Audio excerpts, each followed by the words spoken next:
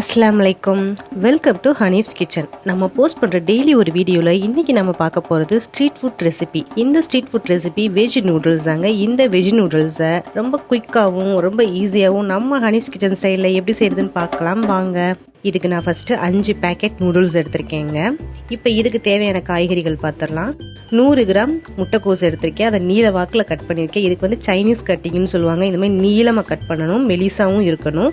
அதுக்கப்புறம் 3 கேரட் எடுத்திருக்கேன். அதை இந்த மாதிரி நீளமாக கட் பண்ணியிருக்கேன். ஒரு பெரிய வெங்காயத்தை நீளமாக கட் பண்ணியிருக்கேன்.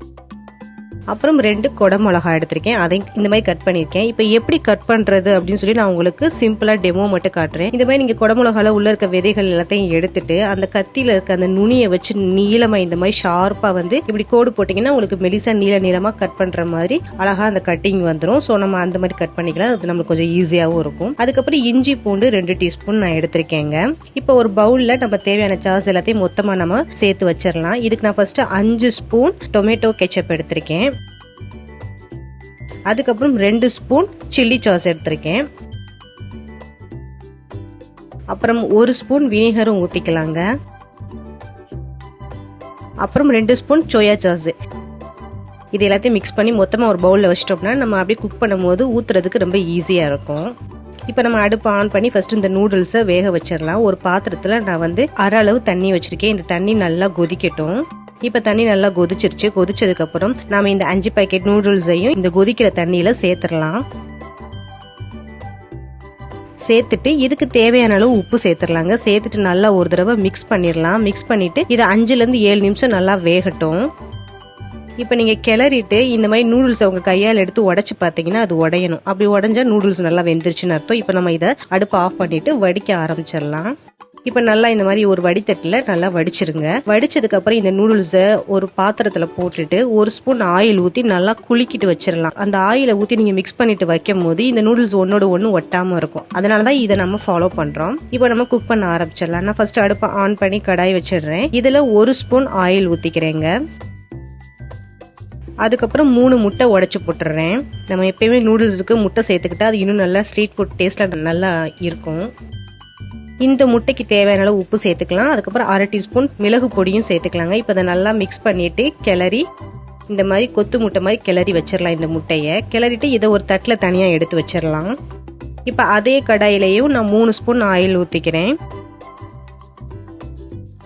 இந்த ஆயில் நல்லா ஹீட் ஆனதுக்கு அப்புறம் நம்ம கட் பண்ணி வச்ச வெங்காயத்தை போட்டுடலாம். இந்த வெங்காயத்தை வதக்கி இதோட கலர் கொஞ்சம் சேஞ்ச் ஆனதுக்கு அப்புறம் நம்ம இந்த இஞ்சி பூண்டு பேஸ்டையும் சேர்த்து நல்லா மிக்ஸ் பண்ணிடலாம். இப்போ நல்லா மிக்ஸ் ஆனதுக்கு அப்புறம் நம்ம நீல வாக்கில் கட் பண்ணி வச்ச கேரட், முட்டைக்கோஸ், கொடை மிளகா இது எல்லாத்தையும் சேர்த்துக்கலாங்க. சேர்த்துட்டு இந்த காய்கறிக்கு தேவையான அளவு கொஞ்சமாக உப்பு சேர்த்துக்கலாம். அதுக்கப்புறம் 1/2 டீஸ்பூன் மிளகாய் தூள், 1/2 டீஸ்பூன் மிளகுத்தூள், 1/2 டீஸ்பூன் சிக்கன் மசாலா பொடி இது எல்லாத்தையும் சேர்த்து நல்லா மிக்ஸ் பண்ணிடலாம். இப்போ இது எல்லாத்தையும் நல்லா மிக்ஸ் பண்ணதுக்கு அப்புறம் நம்ம எடுத்து வச்ச இந்த சாசஸ் எல்லாத்தையுமே ஊற்றிடலாங்க. ஊற்றி நல்லா மிக்ஸ் பண்ணிட்டு மூடி போட்டு ஒரு 2 நிமிஷம் மட்டும் குக் பண்ண வச்சிடலாம். இப்போ 2 நிமிஷம் ஆச்சு. ஓப்பன் பண்ணி பார்த்தா நம்மளுக்கு காய்கறிகள் எல்லாமே பர்ஃபெக்டாக வெந்திருக்கும்.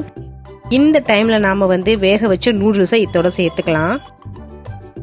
சேர்த்துட்டு இப்போ நல்லா மிக்ஸ் பண்ணிடலாம். கரண்டி வச்சு நல்லா மிக்ஸ் பண்ணிடலாம். இல்லாட்டி நீங்கள் கடாயோட அப்படியே நல்லா குலுக்கி விட்டு இந்த மாதிரி மிக்ஸ் பண்ணிங்கன்னா ஒரே ஈவனாக எல்லா பக்கமே மிக்ஸ் ஆகிடும்.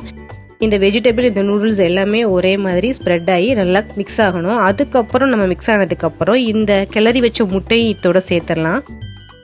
சேர்த்துட்டு இதையும் நல்லா மிக்ஸ் பண்ணி ஒரு தடவை குலுக்கி விட்டுட்டு கிளறிடலாம். இப்போ நம்மளுக்கு சூப்பராக ரெடி ஆயிடுச்சு வெஜ் நூடுல்ஸ் ஸ்ட்ரீட் ஃபுட் ஸ்டைலில். இப்போ நம்ம அடுப்பை ஆஃப் பண்ணிட்டு சர்வ் பண்ண ஆரம்பிச்சிடலாம்.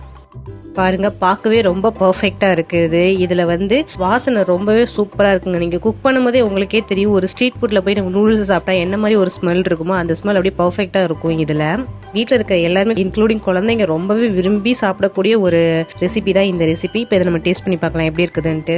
நிஜமாவே இது அப்படியே ஸ்ட்ரீட் ஃபுட் டேஸ்ட்ல தான் இருக்குது. ஸோ கண்டிப்பா நீங்க இந்த ரொம்ப குயிக்கான ரொம்ப ஈஸியான வெஜ் நூடுல்ஸ் ட்ரை பண்ணி பாருங்க. ட்ரை பண்ணி பார்த்து எப்படி இருந்துச்சு நம்ம கமெண்ட் பாக்ஸ்ல நமக்கு ட்ராப் பண்ணுங்க. அப்படி நம்ம சேனலை சப்ஸ்கிரைப் பண்ணுங்க. அப்படியே பக்கத்துல பெல் ஐகானை கிளிக் பண்ணிருங்க. அதோட நம்ம வீடியோஸ் எல்லாத்தையும் பார்த்து என்ஜாய் பண்ணுங்க. தேங்க்யூ.